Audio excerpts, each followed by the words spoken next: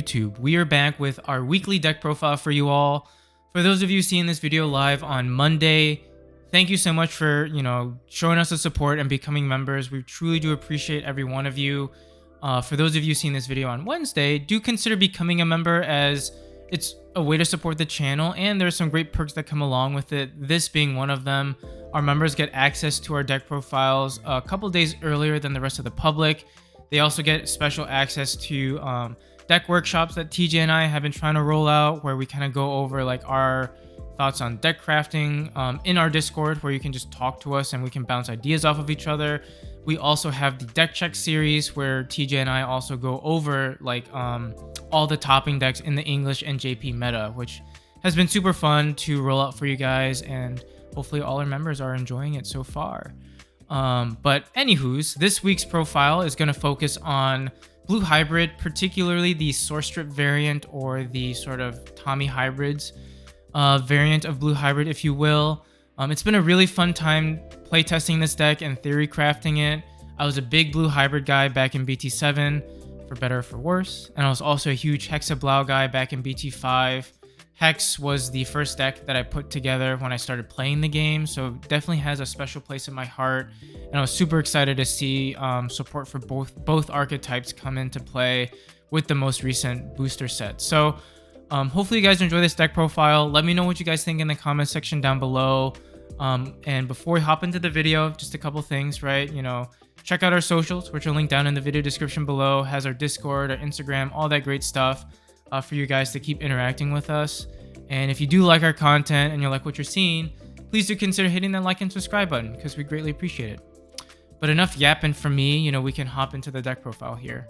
So we start off with our eggs. We're going to run 5 total. We start off with 4 BT11 Wanyamon. Just good consistency, right? It's a hybrid deck. You're going to have Tamers out in play. If you have a Tamer out, you can draw one. Enough said about that. I think there's a reason why it's a very staple blue egg. And to augment that, we go with Hyarimon from EX7. Again, the name of the game here is just consistency. If your opponent doesn't have any sources on their Digimon, you can draw one when attacking. Again, in a source strip deck, that's probably going to happen most of the time. So again, just more reasons to draw and find your pieces.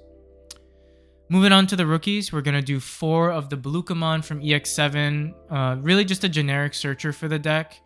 You get to search top 3. You have the potential to hit 2 targets. You can pick up an Ice Snow, and you can also pick up a card with Paildra or Hexablau in name, which is really, really good. The Inheritable is not bad either. You get to trash the top card of one of your opponent's Digimon when attacking. So, if you stack that up with a lot of your source strip effects, you can really just take away a lot of sources all in one swing. So pretty decent there. Next rookie that we run is 3 of the Penguinmon from BT18. Really there for the Inheritable of jamming. Hexablau with jamming is really, really nasty. And being able to have that access to the aggression in a somewhat controlling deck, I think helps it keep it relevant, your turn, once per turn, when you evo, you can reduce the Digivolution cost by 1. Sometimes can come up. I wouldn't say I'd use that a lot.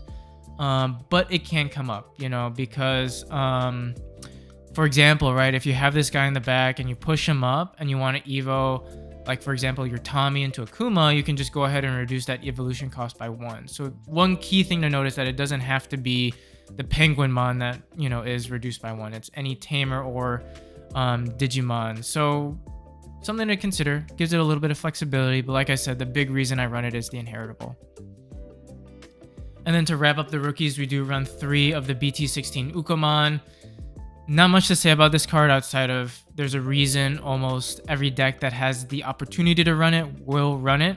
Being able to get consistency, hatch egg, and push tempo is just too good to pass up, right? So I think definitely try to sneak that in, as you do rely on finding your hybrids and your tamers. So I think 3 Uko is fair. Other rookies that I'll consider, some people are running like a blue hybrid with like Strabby, which is again reasonable because it does have that search capability and helps you drop a Tamer for reduced cost. I chose Uko just for extra tempo and aggression. So that'll wrap up the level 3s. In terms of the level 4s, we'll start off with 4 of the new Korikakumon. Really, really good card. One drawback that I will say about this card is that it is a expensive Evo. It's 4 to Evo on top of a generic blue level 3, and 4 to Evo on a Tamer that's not Tamihimi. And even then, on top of a Tamihimi, it is a 3 cost, which is why, cards like Penguinmon can be a little bit more relevant, right? Because 3 memory is a lot to pass over, even if you are Evoing and just doing your thing. So more often than not, you want to Evo into a Korikaku off of a combo play that you run with Kumamon, which we'll go over in a quick second. But the card itself is very, very strong, right? It has jamming inherently, which is good. It has both an on-play and when Evoing effect where one of your opponent's cards without a source is, stunned. They can't suspend until the end of your opponent's turn. Again, really, really good in a source trip control type of deck. And again, has the inheritable of jamming, which if you're going up the line is really, really good because Hex with jamming is absolutely nasty. Next card that we run is 2 of the EX7 Paildramons. I do it because, again, I want to have an alternative way to go up a line. And the when Evo effect is actually not bad. When Digivolving, you can trash the bottom 2 Digivolution cards of any one of your opponent's Digimon. If they have a Digimon without a source or they don't have any cards with a source in play, you get jamming and you get blocker. So what can be really nice is that if, say, for example, you go into this Paildramon, you do your thing, and you can meet the conditions to get jamming blocker, you can go ahead and swing jamming 1-check with this guy just to get some poke damage in. If it ends up living, you can go into your EX7 Chris Paildramon, which will then unsuspend the card. If you training into it or reduce the evolution cost, sometimes you can go ahead and just go into a Hexablow that turn and really push a lot of aggression there. So I think it's a good card to have as like sort of a backup evolution plan, like if you want to raise in the back. And I think it's just a decent second choice level 4 outside of your hybrids. The inheritable is the same as Belucamon. You just trash a Digivolution card when attacking, which is, again, pretty solid. But speaking about the rest of our hybrids, we do run 4 of the new BT18 Kumamon. Really, really good card. When Digivolving, you can trash the bottom 2 Digivolution cards of one of your opponent's Digimon. And then when attacking, you can go ahead and Evo into another hybrid card for a reduced cost of 1. So more often than not, you want to Evo Kuma on top of a Tommy.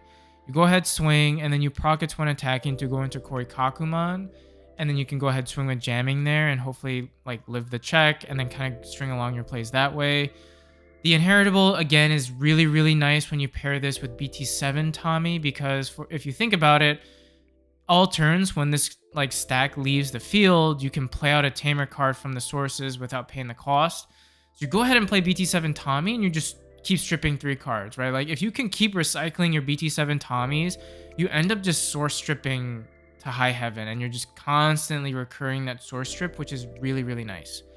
So that's why I like this Kumamon there. And yeah, there's not much else to say about him. So that'll wrap up the level 4 package for this deck. Moving on to the level 5s, we go 4 Daipenmon from BT18. Really, really good card. It has Ice Clad inherently, and then it sort of on par with all the other level 5s in this set. You can kind of tuck a Kuma and a Korikakumon underneath one of your Tamers to just go ahead and Evo for cost of 3. When Evoing, it has a really, really strong effect where you can just pop any one of your opponent's Digimon without a source. Doesn't discriminate level 4, level 5, or level 6. Anything without a source is susceptible to Daipen's like deletion effects, which I think is really nice because you do so much source strip in this deck. It's wild, right? You pair this with some of the inheritables that you have. You pair this with Sora Joe, which we'll talk about in a quick second. You can go ahead and pop a lot of your opponent's big boss monsters simply just going into a Daipenmon, which I think is wild. It has Ice Clad, like I said, which is really good. So if you think about it, you can swing into something, just like kill it with Ice Clad's mechanic, because you're typically going to have more sources than it. And then you can also Evo and pop something else. So you can do a lot of board control that's just outside of simply stunning things, right? This is like one removal option for you in a sense. So I really like this card. And then the inheritable to give your Digimon plus 2k DP all turns is also really, really nice.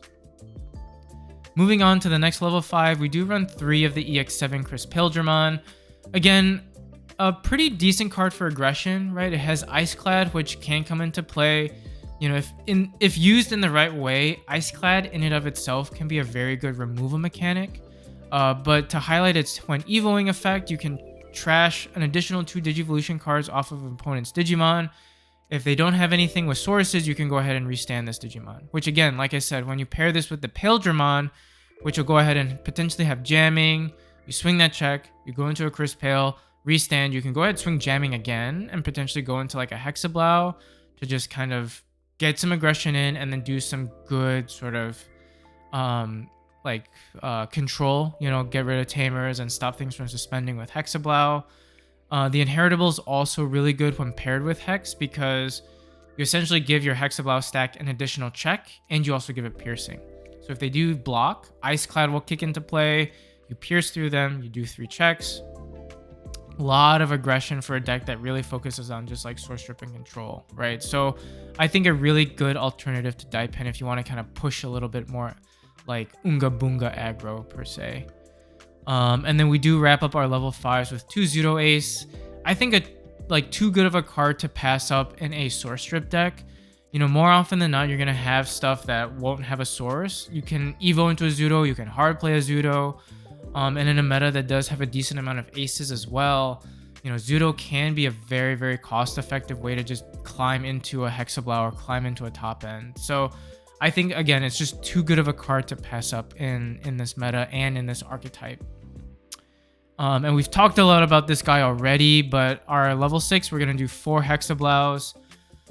Again, like, it's just a really, really strong card. There's a reason that we see it run in decks like Mirage Galgamon, Imperial Dramon, Galaxy. It's just so good, right? Check +1. You have Ice Clad, which is a very strong mechanic. You get to interact with Tamers and bottom deck them and get rid of them, which is a really strong play going into a very Tamer-heavy format. And then during your opponent's turn, anything with less sources than this or equal to or less sources than this can't suspend. So you automatically just shut down decks like Purple Hybrid, Red Hybrid, decks that really want to suspend and do their thing. You get rid of it. Good matchup into Imperial as well, as you can source strip Partition, get rid of their level 4s, and potentially get rid of Daikins, which again really stunts their game plan. So Hex is just a really strong card and no reason not to run him at a 4 of, particularly in a deck that wants to focus on source strip, right? Now here's where there's a little bit of flexibility. The next card I run is a Vikemon Ace. I could easily see this card being like, for example, another Tommy. It could also be just another level 7 that we'll talk about in a quick second, like a Paladin mode, right? But I think Vike is a decent option here, you know. Counter evoing when you have a Daipen on the field, or if you don't have that Hexablow just yet, is not a bad play. D-Digivolve 2 is not insignificant in today's meta. And being able to swing and pop something with 1 or fewer sources, again, is very relevant in a deck that likes to source strip very effectively, right? So I think Vike does have benefit and merit in this archetype, but I will also say I could easily see this being, like, for example, another Paladin mode, which again is a really, really good card generically, but a really good card in a deck that likes to source strip. More often than not, when I've playtested this deck, you know, outside of Daipen, you really don't have a lot of good removal cards. So I often find myself playing against decks, and if I'm just stalling them out, they're building a wide board that's just either stunned or unable to do anything, right? So if I can find like an efficient way or get enough memory to go into a Paladin mode, there are times where you can like swing 3-4 checks with Paladin and potentially just go for game because your opponent just has accumulated a kind of a board state where there's just a bunch of useless cards without sources on the field. And on top of that too, it's just good against purple, right? You're in a meta now where there's a lot of purple hybrid, a lot of Lord Nightmon, as well as decks like Lucimon and Demon Lord still floating around, and Paladin mode just hard checks them. It's just a hard win against decks like that. And also really good into like the Angels matchup, right? If you can just bottom deck a Dimini, sometimes you can get away with things. So depending on how you play it. So Paladin mode is just, again, generically very, very good card, and I think a good top end ace threat in this deck. So that'll do it for the Digimon. We move on to the Tamers here. We're going to do 2 of the BT5 Sorajo. Still a really decent card. I will say it is a bit expensive to drop at 4. But, you know, start of your turn, if your opponent doesn't have a Digimon with, well, if your opponent has a Digimon, sorry, with no sources, you gain 2 memory, which is pretty good in a source strip deck. And on top of that, during your turn, when you attack with a blue Digimon, you can go ahead and suspend the Tamer. You can trash up to 2 Digivolution cards from the bottom of one of your opponent's Digimon. So again, with how much you source strip as is, having an additional way to source strip and just ensure that they don't have any sources is really good. And it also just forces your opponent to play around this Tamer. There have been many times where you just have a Sorajo on the field and your opponent's like, well, if I don't Evo, I'm just gonna pass over a ton of memory. Even if they try to choke you and they just leave something without a source on board, that choke is now null and void, right? So having pressure with Sorajo to say, look, like you have to play around this Tamer, otherwise I gain a lot of advantage, is really, really good. So that's why I think it merits at least a 2 of in this deck. I could maybe make a case to bump this up to 3 because it is a pretty good value card in the long run. Like I said, you do have to pay a little bit and invest a little bit to play it out, but I do think it more than makes up for it in its value sort of as the game progresses. And next we do run 2 of the new BT18 Tommy. Again, a little bit expensive for what it does. It is a 4-drop, but you do gain a memory if you pitch a card with Hybrid or 10 Warriors from your hand into the trash. So it is a way to kind of help ensure that you don't get choked or you have enough memory to string on a combo play. What I do find a little rough about this is that, for example, like decks like Purple Hybrid, right, where you pitch a card to gain the memory, you interact with your trash enough where you could bring that card back. Here, you don't really get to do that, right? So unless you're running like an abundance of hybrids, which as you guys see here, I'm not. I'm only running 8. It can be tough where like sometimes you're like, you know what? I don't want to pitch this hybrid because I kind of need this guy in my hand. Otherwise, I'm kind of short of luck in terms of stringing along plays. So that's why I feel like sometimes like a 4-drop to really not do a whole lot can be rough, which is why I don't max this guy out.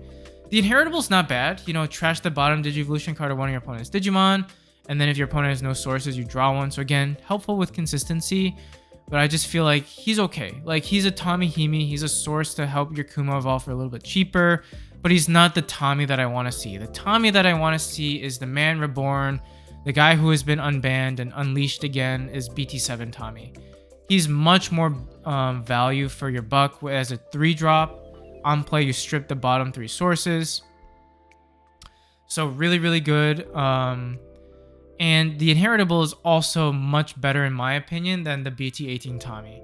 So the Inheritable here until the end of your opponent's next turn, one of your opponent's Digimon with no sources can attack or block. So essentially you just take that card out of the game, right? So again, you know, you pair this card with the Kumamon and the Korikakumon, you're able to kind of do what BT7 blue hybrids like to do, right? Which is, you know, strip sources, stun multiple bodies. If your card gets removed, now with the new Kumamon, you go ahead and just recycle BT7 Tommy again and again and again, which is just great value. So if I were to pick one Tommy, I'd definitely pick BT7 Tommy over BT18. I do run, like I said, the BT18 Tommy for more like Tommy targets, but like 10 out of 10 would much rather see BT7 Tommy. So that'll do it for our Tamers here.